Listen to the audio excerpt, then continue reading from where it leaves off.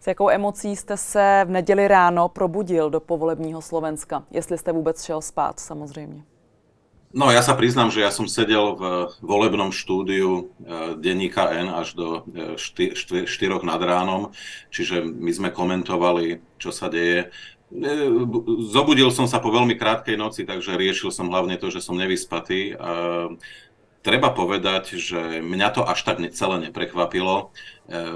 Keď človek analyzuje dáta dlhodobo, a nielen myslím tie predvolebné, ale predovšetkým tie o hodnotových orientáciách ľudí, vie, čo nosia v hlavách, aké sú ich potreby, čo vlastne chcú od politických predstaviteľov, no tak vtedy viete to čítať a viete, že žiadne zázraky sa konať nebudú. Ja som očakával, a ľudia mi za to nadávali, že situácia bude buď veľmi zlá po voľbách, alebo zlá. Je to iba zlé z pohľadu toho demokratického, prozápadného, proatlantického Slovenska. A to, že je to zlé, to znamená, že jednoducho vracia sa štvrtýkrát človek, ktorý v minulosti Slovensko vychýlil z tej dráhy liberálnych demokracií, vytvoril oligarchický systém. Do istej miery sa mu podarilo vlastne rozvrátiť právny štát tým, že paralyzoval niektoré demokratické inštitúcie, Najvyšší súd, Ústavný súd, políciu, NAKA, generálnu prokuratúru, a takto by som mohol pokračovať, súdnictvo. Čiže v tomto zmysle bola s ním bohatá skúsenosť, napriek tomu si ho Slováci vybrali. Nie je to dobrá správa o Slovensku, ale ja ako negativista v niečom prostě hovorím, že mohlo to být nepomerne horšie. A to přesně to, jak jste pojmenoval, je to jenom zlé, není to hodně zlé. To by znamenalo, kdyby se do parlamentu dostali fašisté? Tam ide hlavne o to, že Robert Fico by sa mohol oprieť o ústavnú väčšinu a tým pádom by mohol vlastne veľmi pohodlne meniť ústavné zákony, ktoré by sa mohli týkať množstva vecí, ale hlavne by sa mohli týkať toho, aby v ďalších voľbách vlastne tie voľby už nemohli byť označené za férové. Oni by boli stále slobodné, o tom nemám v prípade Slovenska pochybnosť, ale rozhodne by nemuseli byť férové, lebo by mohlo prísť aj k zmene samotného volebného systému.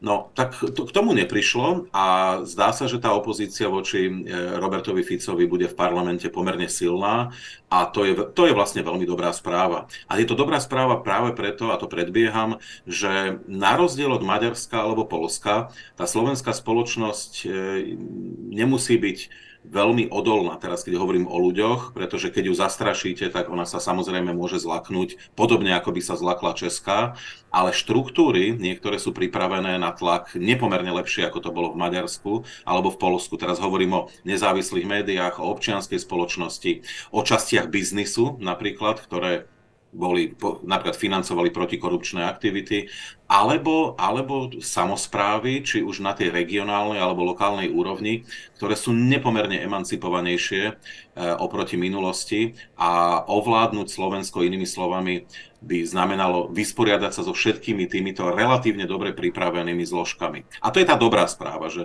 Robert Fico to rozhodne ľahké nebude. Ještě nakreslíme všechny možné varianty, nebo ty nejpravděpodobnější možné varianty těch povolebních scénářů a koalic. Zajímá mě ale právě ta otázka demokracie, protože vy vlastně říkáte, že část z těch voleb vlastně, nebo část vysílá dobrou zprávu.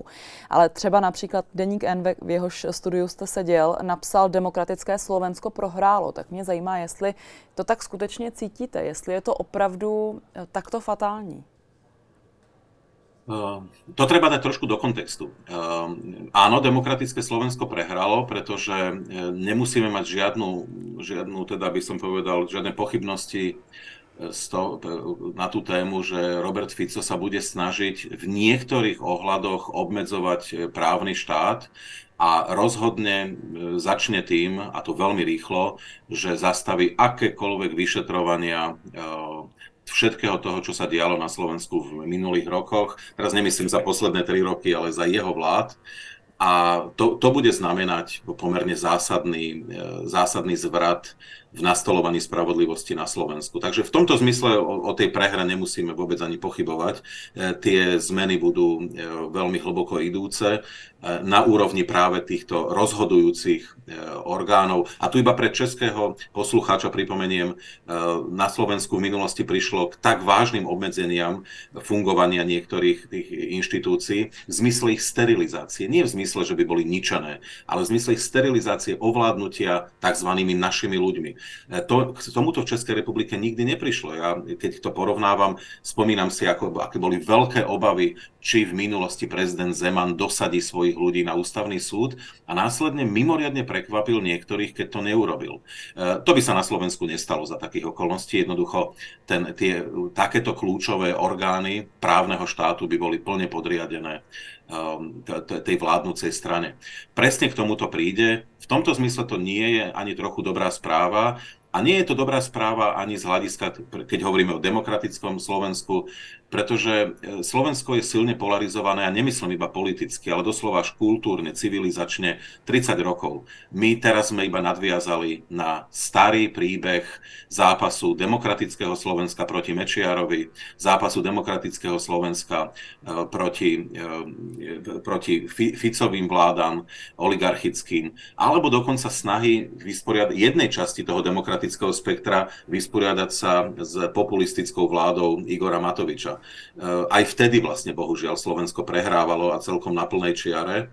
No toto je bohužiaľ iba ďalšia v rade z takýchto prehier. Dobrou správou je, že to nie je prehra, ktorá by bola fatálna. Nie je to prehra na úrovni Maďarska.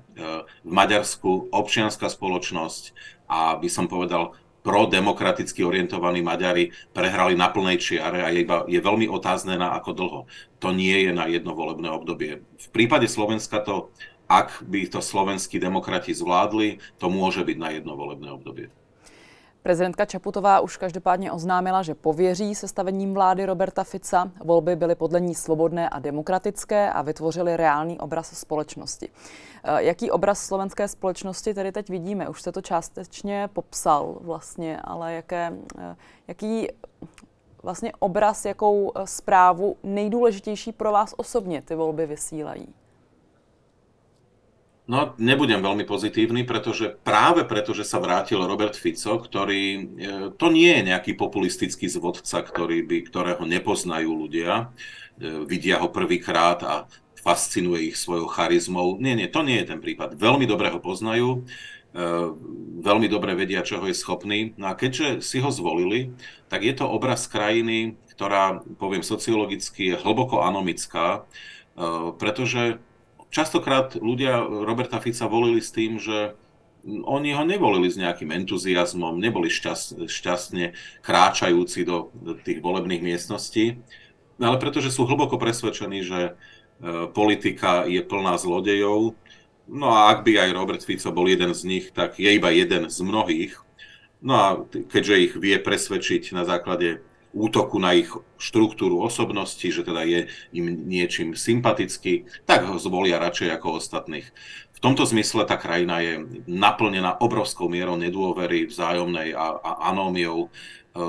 To do budúcna samozrejme neveští nič dobré.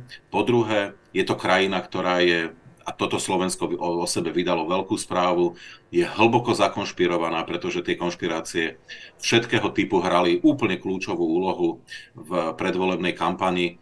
Ukazuje sa, že Slovensko je zakonšpirované do tej miery, že až to mení do istej miery dynamiku spoločnosti. To je, keď sociológovia robia index zakonšpirovanosti, no tak takýchto ľudí aj v Českej republike máte pomerne veľa, možno 25%, no len na Slovensku je to cez 50%. To je už väčšina spoločnosti. Pardon, takže je možná tohle ta nová a důležitá zpráva, že právě vítězí dezinformace, vítězí nedůvěra, vítězí konspirace?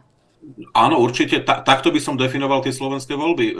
Dezinformácie zohrávali veľmi kľúčovú úlohu. Realita vlastne prestala byť dôležitá. Začala byť dôležitá iba percepcia tej reality. No a tá bola ovplyvnená aj takými vecami ako, samozrejme všetkými typmi konšpirácií, ale dokonca aj takými vecami ako hlboké presvedčenie o tom, že krajina ide veľmi zlým smerom pred voľbami, k čomu sa prikláňalo 85% populácie podľa našich výskumov, alebo že ekonomická situácia je veľmi zlá alebo zlá. Toto tvrdilo 88% obyvateľstva na Slovensku. Iba chcem pripomenúť, Slovensko rozhodne malo obdobia, kedy situácia bola až tragická ekonomicky. Dnes to nie je. Nevyvíja sa to dobrým smerom v globále, ale Slováci si nežijú zase nejak radikálne horšie aj oproti českým občanom. No ale bohužiaľ oni to tak nevnímajú. Čiže v tomto zmysle vlastne percepcia naprostého rozvratu, percepcia toho, že Slovensko ide výnimočne zlým smerom, zvíťazila. No a ľudia si zvolili na základe toho.